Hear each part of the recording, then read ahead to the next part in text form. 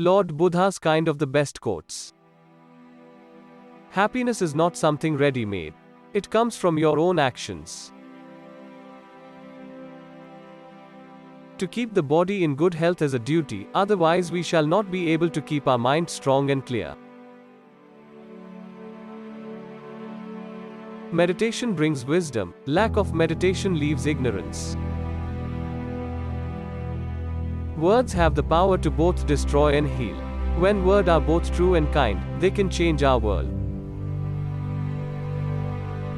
The only real failure in life is not to be true to the best one knows.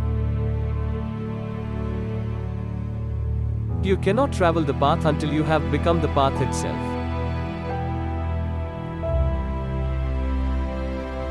Do not dwell in the past, do not dream of the future, concentrate the mind on the present moment.